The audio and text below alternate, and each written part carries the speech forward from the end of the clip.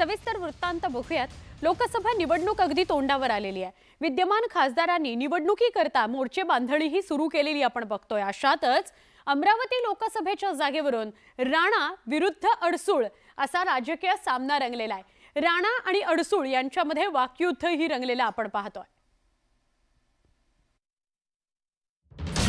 अमरावती लोकसभेवरून महायुतीत रणकंदन। जिथपर्यंत ते आहे तिथपर्यंत ते राजकारण सोडणार नाही, पण नवनीत राणाचा नक्की प्रचार करते। राणा आणि अडसूळांमध्ये शाब्दिक चकमक। तुम्ही सुद्धा कबूल कराल की यांच्या प्रचाराला आम्ही जाऊ का? एक वेळ ते राजकारण सोडून देऊ ना। लोकसभा उमेदवारीसाठी लागली चढाओढ। नवनीत राणा गोरगरिबांच्या कामासाठी राजकारणात आहे। कोण राजकारण सोडन, कोण राजकारणात येईल हा विषय माझा सब्जेक्ट नाही।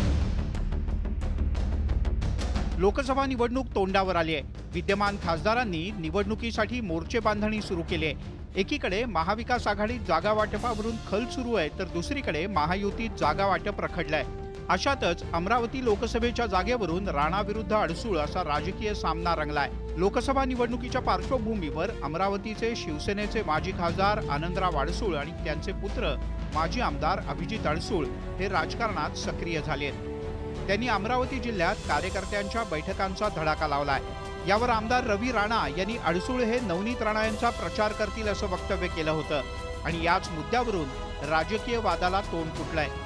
आनंदराव अडसूळ यांनी राणांना जोरदार टोला हाणलाय की हेच उलट आमच्या प्रचारासाठी दिसतील आणि उलट ते न आलेले बरे आमच्या प्रचारासाठी। तुम्ही सुद्धा कबूल कराल की यांच्या प्रचाराला आम्ही जाऊ का?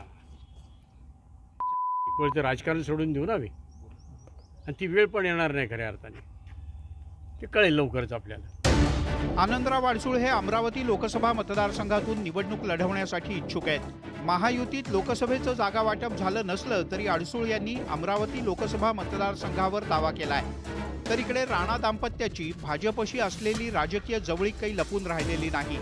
त्यामुळे ऐन लोकसभा निवडणुकीच्या तोंडावर अडसूळ पिता पुत्रांनी राणांच्या विरोधात दंड थोपटलेत आणि म्हणूनच वादाची ठिणगी पडली आहे। असं अनेक लोक अनेक वर्ष बोलत आले, आम्ही राजकारण सोडू, आम्ही हे सोडू ते सोडू, पण राजकारण असं आहे जिथपर्यंत जिवंत आहे तिथपर्यंत हे कणाकणामध्ये रगारगामध्ये राजकारण भरलेलं आहे।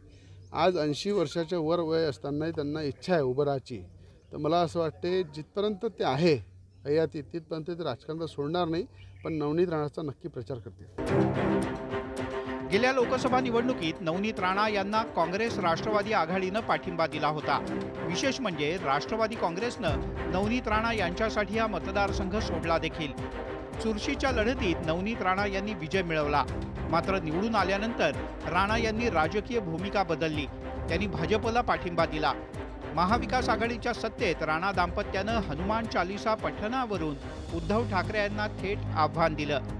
पण राज्यातील राजकीय समीकरणं बदलली आहेत। शिंदेंच्या नेतृत्वाखालच्या शिवसेनेनं अमरावती लोकसभेसाठी आग्रह धरलाय, तर नवनीत राणा यांनी लोकसभेसाठी जोरदार तयारी सुरू केली आहे।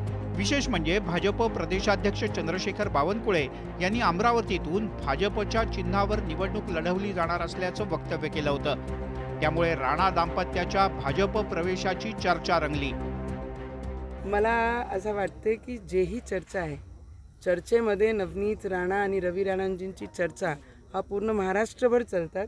आम्ही काही बोललो तरी चर्चेमध्ये असतो, नाही बोललो तरी असतो।